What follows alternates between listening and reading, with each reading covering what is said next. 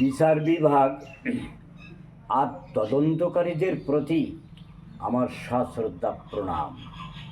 কারণ এনারাই তো দেশের দুষ্কৃতির বিরুদ্ধে তথ্য প্রমাণ সংগ্রহ করে আইনের বিচার করে দেশকে সুরক্ষা রাখেন, সমাজকে সুরক্ষা রাখেন।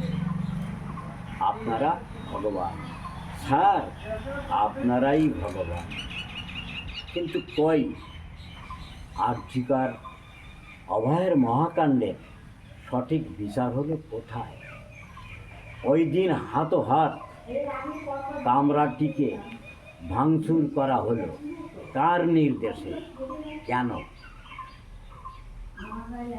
ইনডোর আউটডোর সিসি ফুটেজ, সেখানে তো কোনো মিথ্যা ছবি আসতে পারে না। সারা রাতের যে প্রশাসনিক ভলেন্টিয়ার, হাওলদার, পুলিশের চৌকিদারি, তারা কি দেখেছে? তারা তো এমনি এমনি চৌকিদারি করেননি। এদিকে থানার ওসি সময় মতো এফআইআর করেন।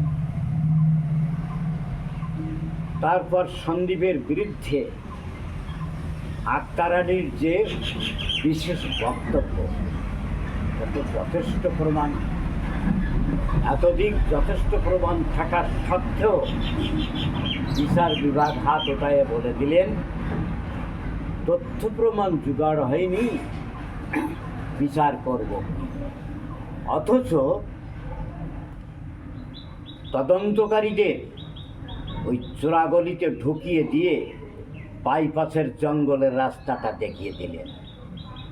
তদন্তকারীরা জঙ্গলে গিয়ে সমস্ত উচ্চপদস্থ অধিকারীদের সঙ্গে অনলাইনে যোগাযোগ করে নিজেদের ভাগ বাটোয়ারায় পকেট ফুলিয়ে উড়াল দিয়ে চলে গেলেন দিল্লি।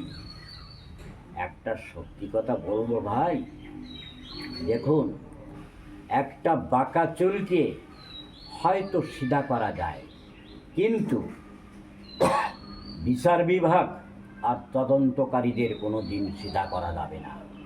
কারণ ইনাদের পিছনে দিদি আছে জড়িয়ে। বেশি কিছু বলতে গেলে আমাদের মেরে ফেলবে বল্লভ দিয়ে ফুড়িয়ে। কিছুই করতে পারলাম না। ও মাথায় একটা আইডিয়া এসছে আমার। দিদিকে করজোড়ে প্রণাম না, দিদিকে মাত্র একটা সালাম। যদি দিদি হয় আমাদেরও গোলাম, তাও তো হলো না। অবশেষে প্রশাসনিক দুঃশাসনের হাড়ি কাটে মাথা দিয়ে আমাদের বলির শিকার হতে হলো। তাই বলছি, এ দাদা ভাই, এ দিদি ভাই, আমার এই সঠিক সত্য বক্তব্যটাকে যদি আপনারা বুঝে থাকেন তাহলে আর দেরি করবেন না। একটা মাত্র লাইক, একটা মাত্র কমেন্ট আর শেয়ার করে সমস্ত দেশে ছড়িয়ে দিন ঘরে ঘরে। মরেও শান্তি পাব। আর হাড়ি কাটে বলি হওয়ার আগে আপনাদের কাছে জানাই আমার জীবনের শেষ প্রণাম। ধন্যবাদ।